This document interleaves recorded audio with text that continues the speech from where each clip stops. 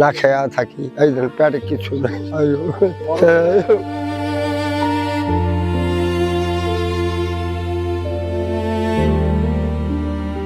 সন্তানদের মানুষ করতে জীবনের সবটুকু শ্রম আর ভালোবাসা উজাড় করে দিয়েছিলেন তিনি। রিকশা ও ভ্যান চালিয়ে দিনরাত পরিশ্রম করে 3 ছেলে ও 1 মেয়েকে বড় করেছেন। কিন্তু স্ত্রীকে হারানোর পর ভাগ্যের চাকা উল্টে যায়। সন্তানরাও ধীরে ধীরে তাকে ছেড়ে চলে গেলে জীবনের শেষ প্রান্তে এসে নিঃস্ব হয়ে পড়েন তিনি। বর্তমানে মাথা গোজার ঠাঁই হয়েছে রাস্তার পাশে পলিথিন ও খড়কুটো দিয়ে তৈরি একটি ঝুপড়ি ঘরে।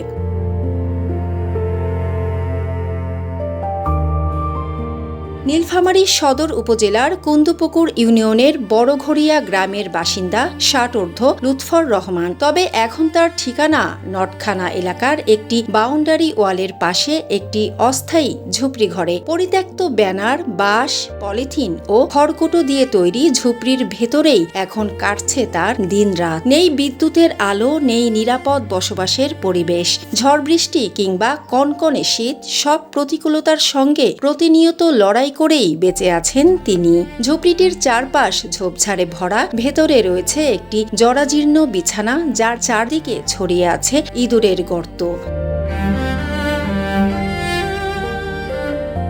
স্থানীয়রা বলছেন, একসময় কঠোর পরিশ্রম করেই সংসার চালাতেন লুৎফর রহমান। সরকারি খাস জমি পত্তন নিয়ে সেখানে বসবাস করতেন পরিবার নিয়ে। কিন্তু 5 বছর আগে স্ত্রী মারা যাওয়ার পর থেকেই যেন ভেঙে পড়ে তার জীবন। বয়সের ভারে কর্মক্ষমতা কমে গেছে, আর সেই সঙ্গে হারিয়ে গেছে আপনজনদের সান্নিধ্য।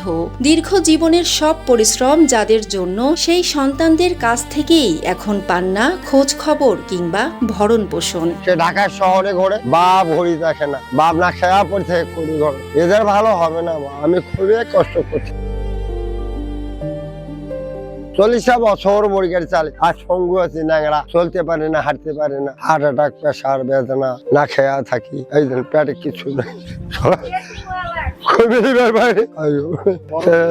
আমাদের ভাগ্য ছিল স্যার, কপালে দুঃখ লেখা, কষ্ট করতে করলাম ছেলে। 60 পেরোনো লুৎফর রহমান এখন বয়স আর দারিদ্র্যের কাছে প্রায় অসহায়। স্পষ্ট করে কথাও বলতে পারেন না। তার মনের কষ্ট বুঝতে হলে ধৈর্য ধরে শুনতে হয় প্রতিটি শব্দ। প্রতিদিন রাস্তাঘাটে ঘুরে পলিথিন ও পরিত্যক্ত জিনিসপত্র কুড়িয়ে সংগ্রহ করেন। সেগুলো বিক্রি করে যা আয় হয় তা দিয়ে কোনো মতে চলে দিন। অনেক সময় খাবারের জন্য অন্যের সহায়তা কিংবা ভিক্ষার উপরও নির্ভর করতে হয় তাকে। ডোমার মহাসড়কের পাশে ঝুপড়ি ঘরে কিন্তু এই চাচা দীর্ঘ 1 বছর থেকে আমরা এখানে দেখি। আগে রিক্সা চালাইতো, বর্তমানে ওনার 3 ছেলে কিন্তু ঢাকায় থাকে। তারা কি করে জানে না, এবং তাদের যে ছেলে মেয়ে আছে তারা কোনো খোঁজ খবর নেয় না। বিভিন্ন সময় বিভিন্ন বাড়িতে এবং বিভিন্ন মানুষের কাছে হাত পেতে কিন্তু তিনি জীবন নির্বাহ করে এবং খুব অসহায়। আমরা চাই সরকার এবং বিত্তশালী আছে তারা যেন তাকে সহযোগিতা করে, তাহলে তার জীবন মান উন্নয়ন হবে। বৃষ্টি বাদলের সময় ঘর ভিজে যাচ্ছে, ভেঙে যাচ্ছে, তারপর উনি অনাহারে দিন কাটাচ্ছে খেয়ে না খেয়ে। সে রাত্রে 12টা-1টা পর্যন্ত এখানে রান্না করে, আবার খায়। বিভিন্ন জায়গা থেকে পানি, খড়ি, আবার বিভিন্ন খাবার এনে সে সংগ্রহ করে সেগুলো খাচ্ছে। তাকে দেখার কোনো লোক নেই, তার কোনো আত্মীয় স্বজন বা কেউ আমরা দেখি না কোনোদিন আসে। স্থানীয়দের দাবি, দ্রুত লুৎফর রহমানকে পুনর্বাসনের ব্যবস্থা করা হোক।